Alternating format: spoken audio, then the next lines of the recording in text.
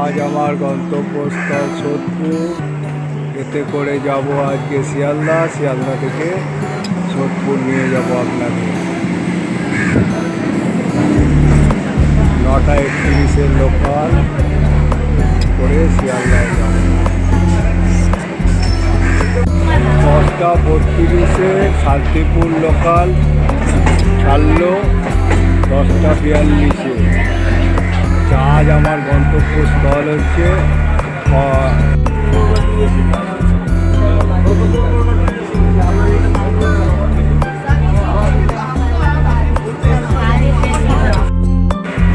10:32 local ছাড়লো 10:42। আজ আমার গন্তব্যস্থল সোদপুর। চলুন সোদপুর নিয়ে যাই আপনাকে। এই শান্তিপুর লোকাল ছেড়েতে যাচ্ছে। দেখুন, আজ ট্রেনের অনেক গণ্ডগোল আছে এবং শিয়ালদায় অনেক ট্রেন 30টার মতন ট্রেন বাতিল হয়েছে। প্রচুর গণ্ডগোল শিয়ালদায়। শনি এবং রবিবার ট্রেনে গণ্ডগোল থাকবে। আমি এই শান্তিপুর লোকালে সোদপুরের উদ্দেশ্যে চললাম।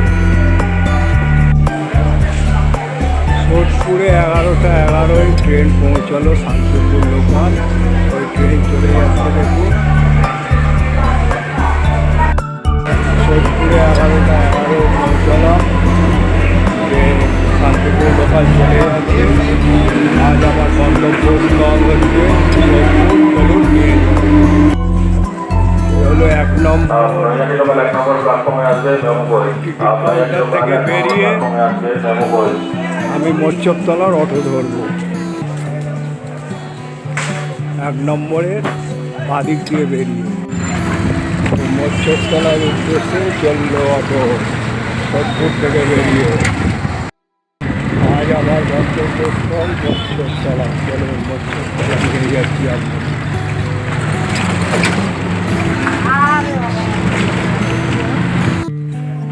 এটা হচ্ছে জাহ্নবী পর্বতী পুণ্যভূমি। পানিহাটিতে অনেক মহাপুরুষের পদধূলি রঞ্জিত লীলাভূমি। রামকৃষ্ণ পানিহাটির গঙ্গা উৎসবে যোগদানের জন্য একাধিকবার এসেছিলেন। রামকৃষ্ণ কথামৃত 1883 সালে এবং শ্রী রামকৃষ্ণ লীলা প্রাঙ্গণে 1858 সাল 1885 সালে তার আগমনের অনুপম কাহিনী বর্ণিত আছে। পানিহাটি নামে গ্রাম আছে গঙ্গা তীরে। মহা উৎসব হয় বৎসরে। প্রভুর আনন্দে বড় পানিহাটি যেতে জলপথে ধরে যোগে ভক্তগণ সাথে সাথে বারবার প্রভুর কথা আগমন এবং হরিভক্ত কত শত চিনে বিলক্ষণ। এ হল অমৃত তীর্থ মা সারদা আমনি।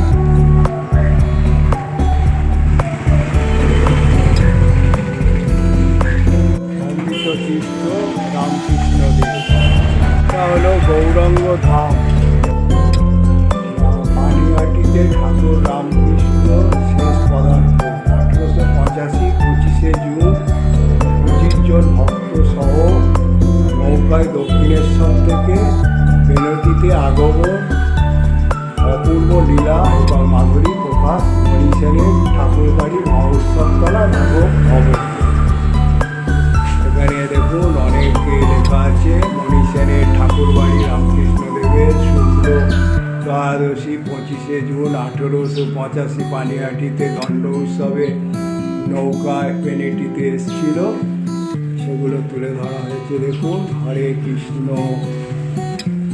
দেখুন কত সুন্দরভাবে তুলে ধরা হয়েছে। হরে কৃষ্ণ হরে। চলুন আজ নিয়ে যাই আপনাদের। এক তুলসী মঞ্চ আছে ঢোকার মুখে।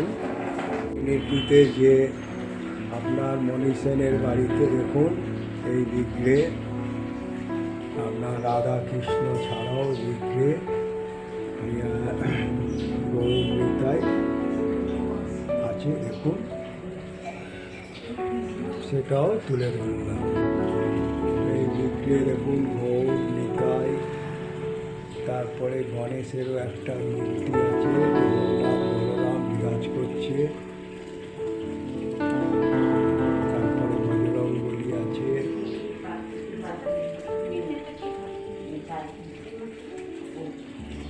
এ দেখুন মা মঙ্গলচণ্ডী বিরাজ করছে এখানে, কত সুন্দর। এই মণি সেনের ঘরে রামকৃষ্ণদেব 1885 সালে পেনের এই মহা উৎসবের জন্য পেনেটিতে এসেছিল। এই বিগ্রহগুলো আপনাদের দর্শন করা। রামকৃষ্ণদেব সম্বন্ধে দু চার কথা বলুন, এখানে এসেছিল, আপনি তো অনেক কিছু। রামকৃষ্ণদেব আমাদের বাড়ি এসেছিলেন, অনেক কিছু কর্ম করেছেন। আবার যাবার সময় বলে গেলেন যে আমি যতবার পারবো ততবারই আসবো, কিন্তু আর গিয়ে আর আসতে পরে তো উনি কে হয়ে গেলেন। আচ্ছা, আপনাদের এখানে পেন উৎসব পেন দিয়ে করা হয় না? হ্যাঁ, পেন পেন পেন, সেই জন্য পেনেটি বলে। হ্যাঁ পেন না, পেন দিয়ে না, হ্যাঁ পেনেটিও বলে, ওই পেনেটি বলে, হ্যাঁ। আপনারা বলেন পেনেটি উৎসব। পেনেটি উৎসব। মানে যে রঘুনাথকে যে দণ্ড দিয়েছিল, দণ্ড দিয়েছিল, সেই উৎসবটা দেখতে এসেছিল রামকৃষ্ণদেব। রামকৃষ্ণ বলে বছর বছর ধরে এখানে এত ভিড় হচ্ছে, তা সেই জন্য এটাকে পেনেটি, এইটা রামকৃষ্ণদেবেরই হ্যাঁ। মানে এ করা পেনেটি উৎসব। পেনেটি। আপনার নাম কঙ্কাবতী দে, কে? আপনি এই মণি সেনের কে হন? নাতনি। নাতনি? আপনি মণি সেনের নাতনি? তা এইটা এখন চলছে, এখানে আমি আর রয়েছি, এখন ভালো করে চালাচ্ছে। এখানে বহুত ভক্তগণ আসে। ও হ্যাঁ, ভক্তগণেই দেখ। আর এখানে চিরাই উৎসবে তো প্রচুর ভিড় আরে হয়। বাবা, খুব ভিড় হয়। আপনাদের এখানে 51টা মাল, এই 108টা মালসা হয়।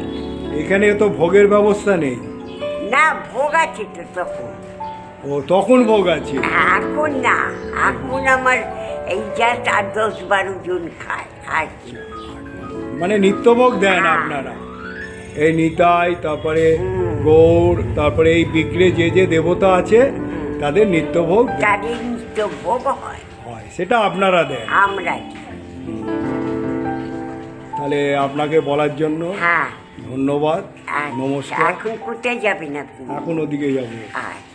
আচ্ছা, এই হলো মণি সেন ঠাকুর বাড়ির এরিয়া। এটা পুরো এই বাড়িটাই এখন সব ঠাকুর বাড়ির, তারপরে কৃষ্ণের মূর্তি এইসব তুলে ধরা হয়েছে এখানে। আর মণি সেনের ঠাকুর বাড়ি, এখানে দণ্ড উৎসবের সময় এনারা উৎসব করে থাকে, এটাও আমি তুলে ধরলাম আপনাদের।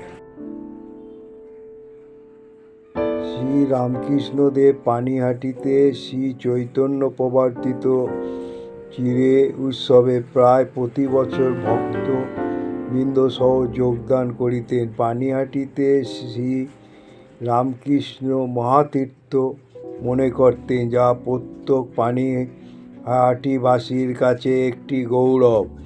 এই প্রসঙ্গে রামকৃষ্ণ কথামৃতে 11 অধ্যায় 2 পরিচ্ছেদে উল্লেখ আছে, 1883 খ্রিস্টাব্দে 9 ডিসেম্বর রবিবার পঞ্চবটিতে রামকৃষ্ণ ও মাস্টার মহেন্দ্রগুপ্ত শ্রীম এর কথোপকথনে পানিহাটি মহাতীর্থ হওয়ার আকাঙ্ক্ষা প্রকাশ করেন।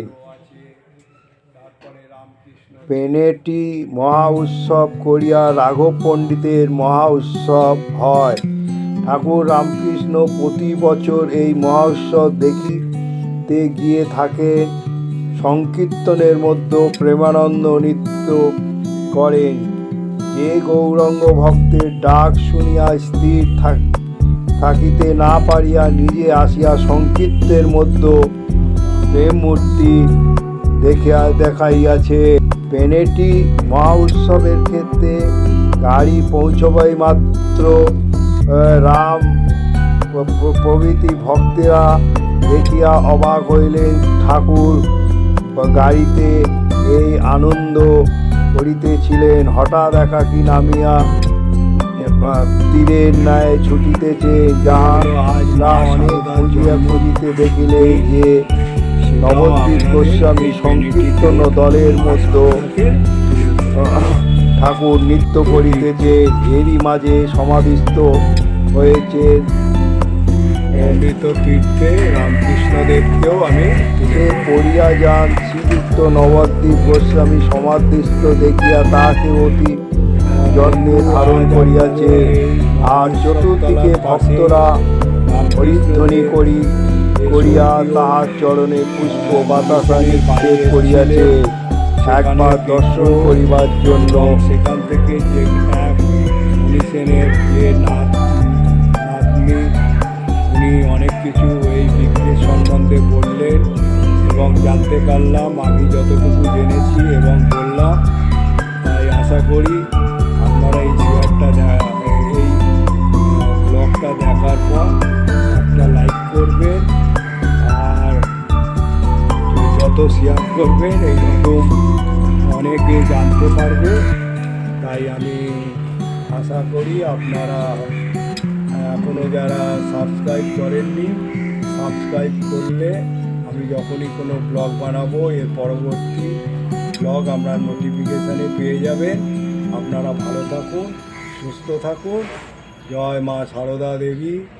আজ সারদা দেবীর 172তম জন্মদিন, সেই জন্য আমি এই পেনেটি রেটে মা সারদাকে, মানে এইটা হচ্ছে অমৃত তীর্থ, সেই জন্য মা সারদাকে তুলে ধরলাম।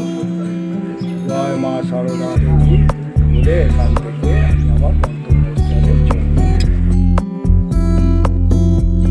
দর্শন করিবার জন্য ঠেলাঠেলিও করিতেছেন। ঠাকুরের সঙ্গে সকলে উন্মত্ত হইয়া নাচিতেছেন আর বোধ করিতেছেন গৌর নিতাই আমাদের সাক্ষাতে নাচিতেছেন। এই হলো পেনেটি।